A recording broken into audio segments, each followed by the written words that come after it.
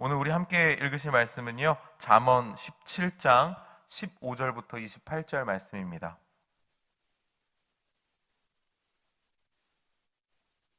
네, 6월 2일 수요일 잠언 17장 15절부터 28절까지의 말씀을 우리 다 같이 합독하도록 하겠습니다. 악인을 의롭다 하고 의인을 악하다 하는 이 두 사람은 다 야훼께 미움을 받느니라. 미련한 자는 무지하거늘 손에 값을 가지고 지혜를 사려 함은 어찌 민고. 친구는 사랑이 끊어지지 아니하고 형제는 위급한 때를 위하여 낳느니라. 지혜 없는 자는 남의 손을 잡고 그의 이웃 앞에서 보증이 되느니라.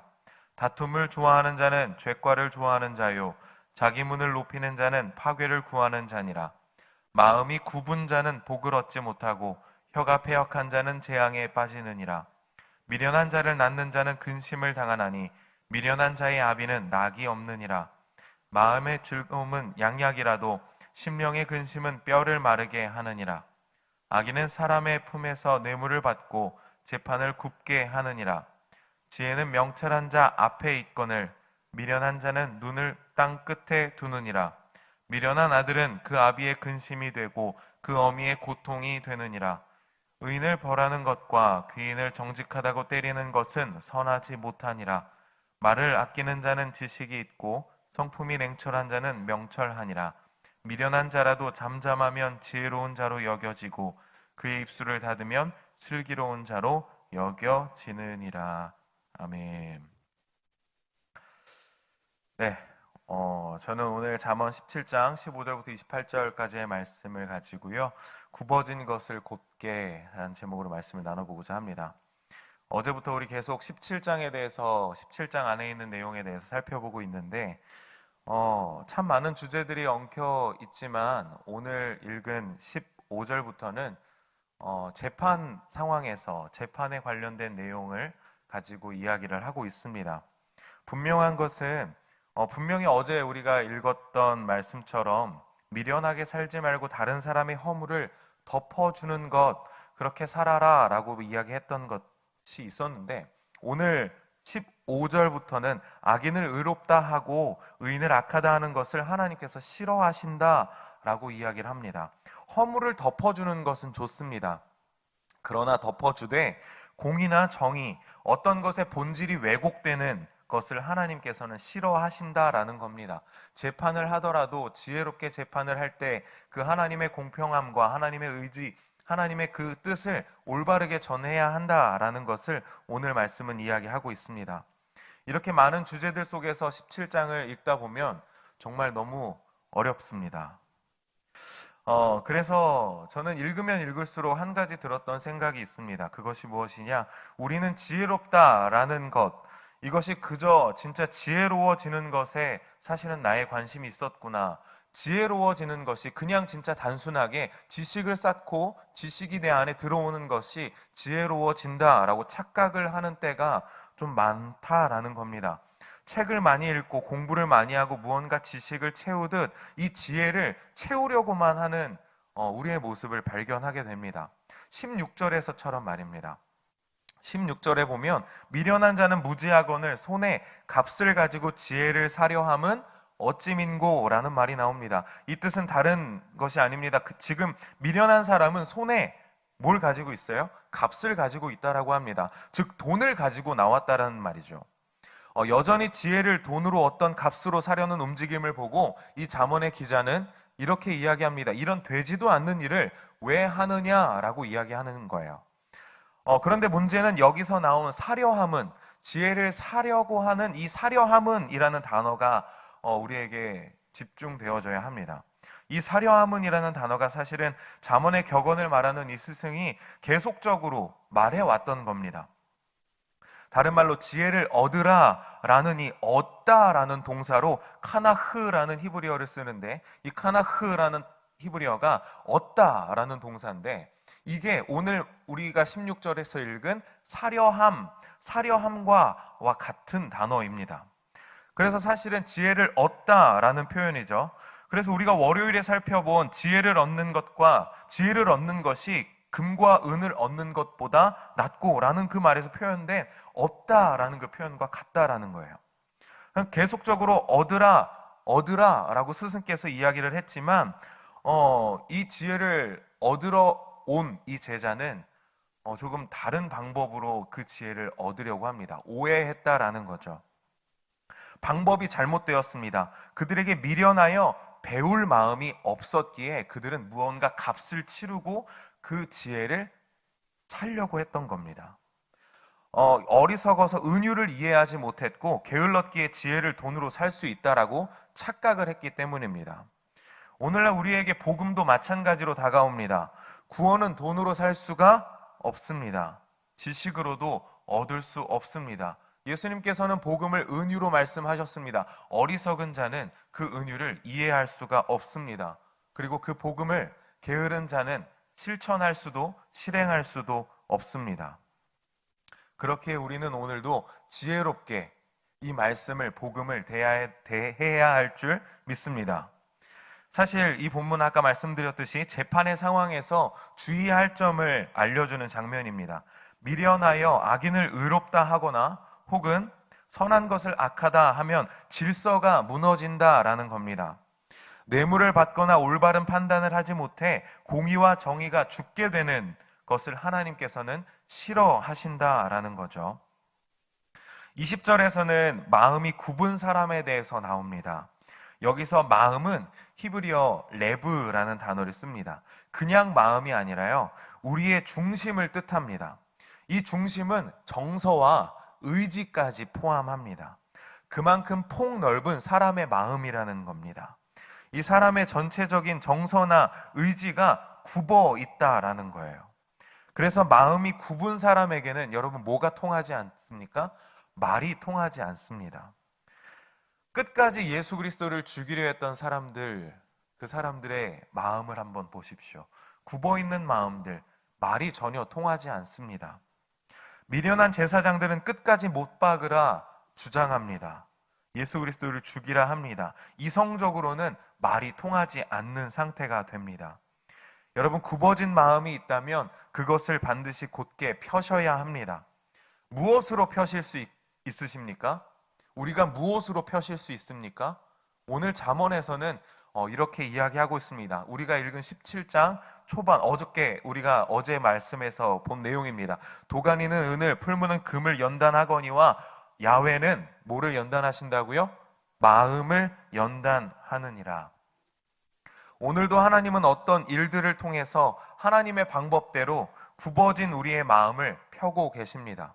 그러나 왜 우리의 삶에는 그 하나님의 행하심, 하나님께서 우리의 굽은 마음을 펴시는 것이, 하나님의 역사하심의 하나님의 기적이 왜 우리 눈에는 보이지 않을까요?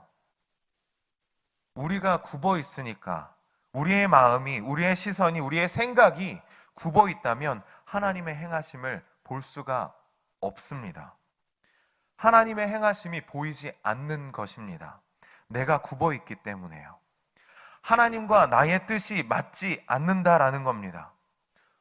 고작 1도의 차이가 시작점에서는 그렇게 크게 보이지 않지만 사실 그 1도라는 차이가 시작점을 떠나서 먼 거리로 갔을 때는 굉장히 큰 차이를 보이게 됩니다. 이 굽어진 것의 차이가 그렇습니다.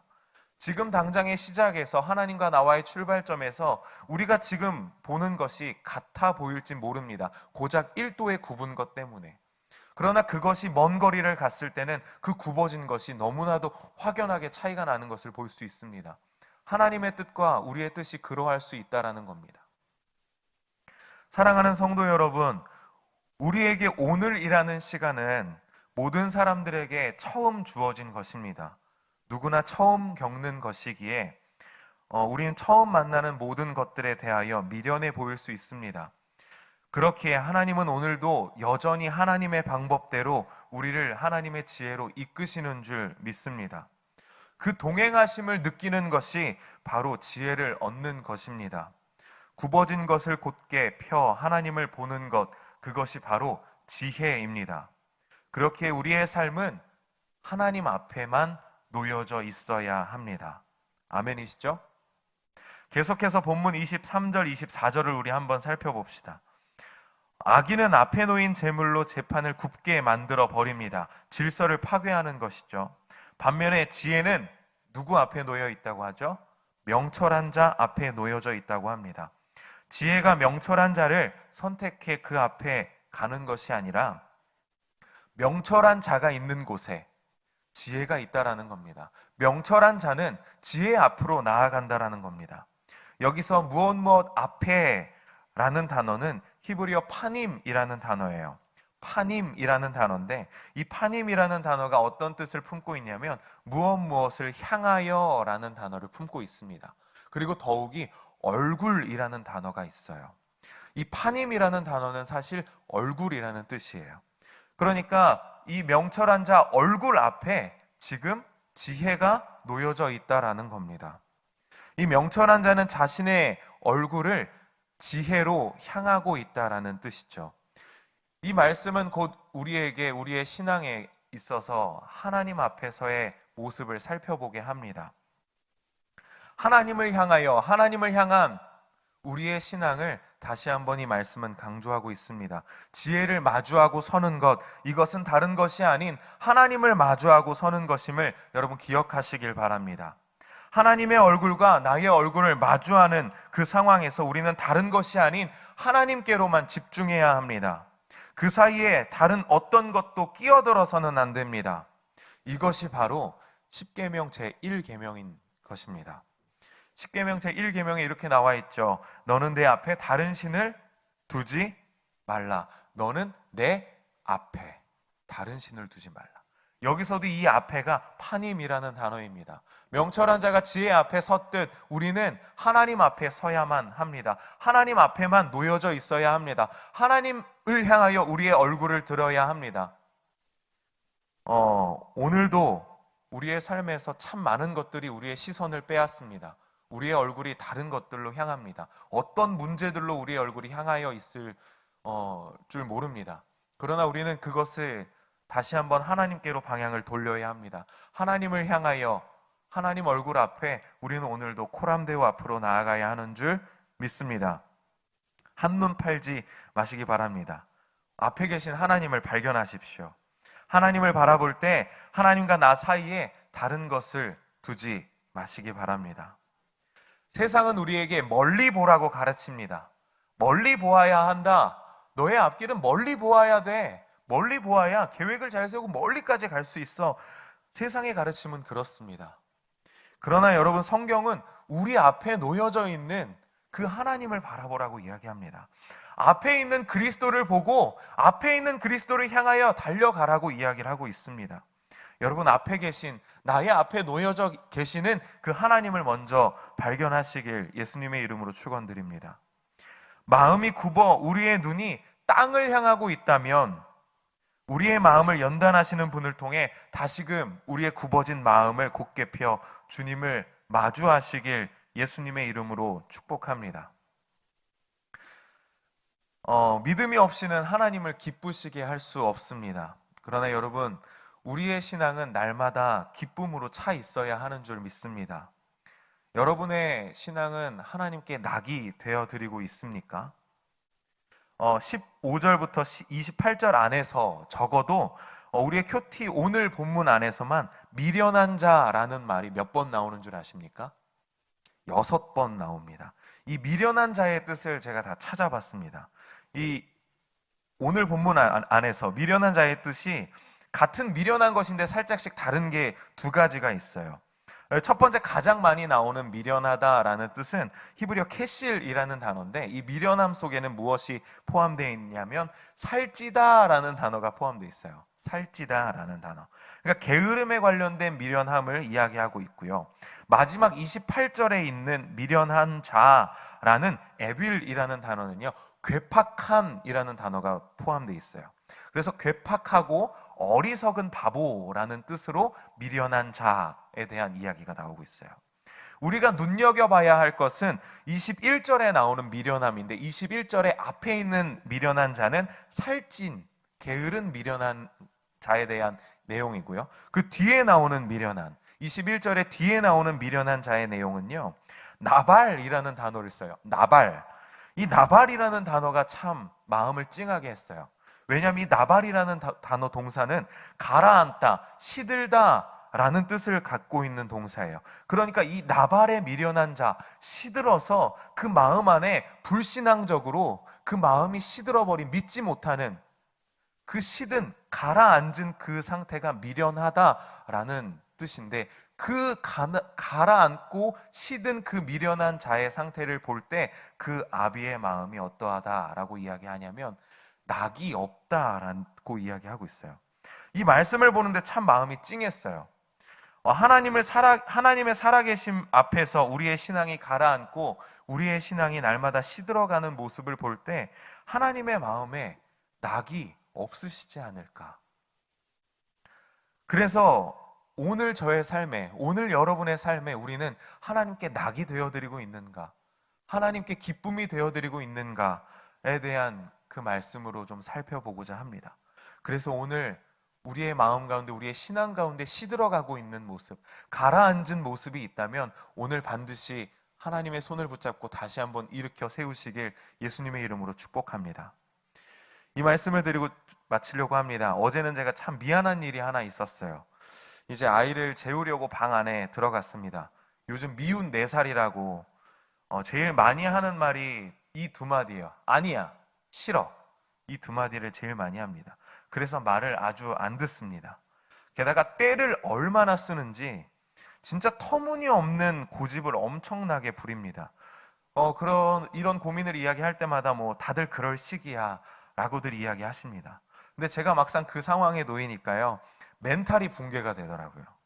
아무튼 제가 재우려고 9시에 방에 들어갔는데 얘가 1시간 동안 10시까지 자지를 않고 떼를 쓰는 거예요. 안 자겠다고. 싫어 하면서. 자기가 싫다고 이리저리 왔다 갔다 하고 그러다 보니까 제가 10시가 넘어서 확 짜증을 냈습니다. 폭발해버린 겁니다. 그러면서 제가 이렇게 얘기했습니다. 나 내일 새벽 예배 나가야 되는데, 나 내일 새벽 설교해야 되는데 너 여기서 자. 아빠 저기서 잘 거야. 이러고 제가 화를 내고 막 폭발해서 제가 나가버렸습니다. 너 거기서 자라고. 그리고 새벽 예배가 끝나서 내심 마음에 미안해가지고 살짝 마음에 걸리고 있는데, 이제 사모님이 뭐를 보내주셨냐면 육아 베스트라는 서적에 있는 육아 꿀팁을 좀 보내줬습니다. 저에게 육아의 팁을 페이지로 이렇게 좀 보내줬는데 뭐라고 쓰여 있었냐면, 아이의 떼쓰기를 지혜롭게 넘기는 방법 해서 딱 몇 가지가 나오는데, 안 돼라고 말하지 말고 아이 스스로 선택의 폭을 넓혀줘라. 떼쓰는 동안 멈추라고 하지 않는다. 규칙을 정해라. 이런 말들이 쭉 있어요. 그러면서 마지막에 내용이 나오는데, 이 마지막의 내용이 이 마음을 좀 울컥하게 만드는 거예요. 마지막에 부모가 아주 힘들 땐 어떻게 하라라고 하냐면 무시하라라는 거예요. 아이가 고집을 심하게 부려서 부모가 덩달아 흥분해서 어쩔 줄 모르는 경우가 있게 되면 그 상황은 더욱더 악화된다라는 겁니다. 근데 제가 어제 덩달아서 흥분해가지고요, 보통 때를 쓰면 같이 흥분하는 경우가 저는 되게 많더라고요. 그럴 땐 흥분하지 말고 무시를 하라라는 거예요. 그래도 안 되면 아이로부터 멀리 떨어져서 거리를 두라라고 이야기합니다. 그런데 여기서 중요한 것은, 거리를 둘 때 절대 지킬 것은 이 아이가 나의 시야에 항상 머물러 있어야 한다라는 겁니다. 그리고 아이의 시야에 부모가 항상 머물러 있어야 한다라는 거죠. 제가 왜 이걸 읽다가 살짝 마음이 찡했냐면, 미련하다라는 뜻은요, 국어사전에 나온 미련하다라는 뜻은 고집을 부릴 정도로 어리석은 것이라는 뜻입니다. 터무니없는 고집을 부리는 어리석은 것을 미련하다라고 이야기합니다. 우리가 사실 신앙을 가졌다라고 이야기를 하지만 마음이 굽어 하나님 앞에 터무니없는 고집을 부리며 내가 마음에 계획한 대로만 살아가려는 적이 한두 번이 아니라는 것입니다. 그럴 때마다 우리는 하나님 앞에 엄청난 때와 고집을 부립니다. 그러면서 하나님 앞에 내 마음의 계획대로 하나님 앞에 나와 기도하지만 하나님의 응답이 없는 이유를 그제서야 알겠더라고요.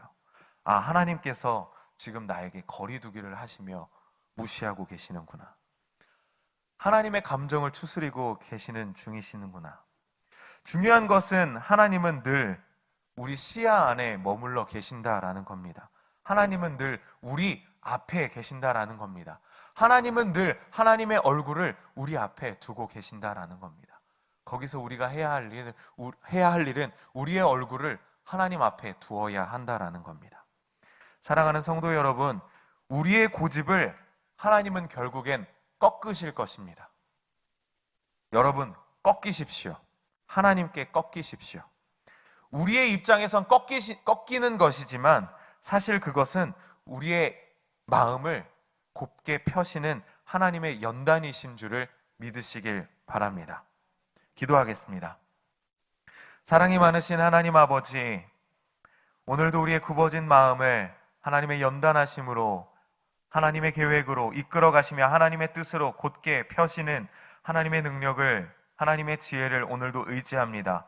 주의 얼굴 앞에 지혜를 마주하고 하나님을 마주하고 예수 그리스도 앞을 향하여 달려나아가는, 날마다 달려나아가는 우리가 될 수 있도록 주여 인도하여 주시고, 하나님 오늘도 주님 앞에서 오늘 하루를 귀하게 살아갈 수 있는 우리의 모습들 될 수 있도록 인도하여 주옵소서.